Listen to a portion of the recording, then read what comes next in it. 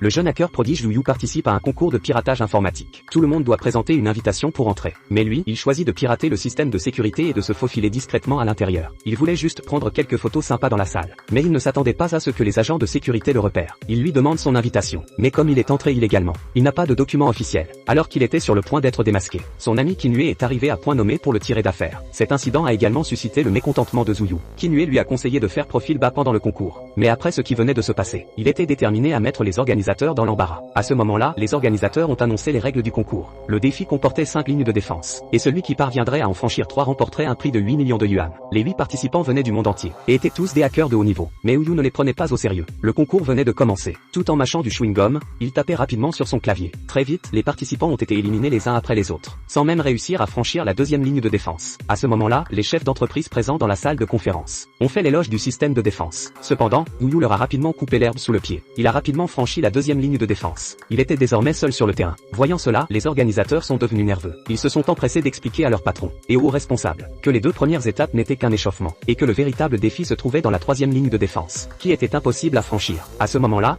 Yu était également en difficulté. Il a tenté à plusieurs reprises d'attaquer, mais le système a riposté à chaque fois. Le compte à rebours n'avait plus que 3 minutes et il n'avait toujours pas trouvé de faille. C'est alors que Qinue est apparu discrètement derrière lui et lui a conseillé de ne pas se contenter d'attaquer. En effet, Zhu Yu excellait dans les attaques violentes, mais cette compétition testait à la fois les capacités offensives et défensives. Qinue a alors pris le relais, renforce la défense sur la base de l'offensive de Zhu Yu et réussit à repousser la contre-attaque du système. À la dernière seconde, il franchit la troisième ligne de défense et toute la salle est en effervescence. Les personnes présentes dans la salle de réunion sont également stupéfaites. Bien que les organisateurs refusent toujours de croire à la réalité, ils ne peuvent plus nier le résultat. Ils n'ont d'autre choix que de remettre le prix de 8 millions de yuan à Zhu Yu. Après avoir reçu son prix, Zhu Yu cherche immédiatement Qinue pour partager cette gloire avec lui.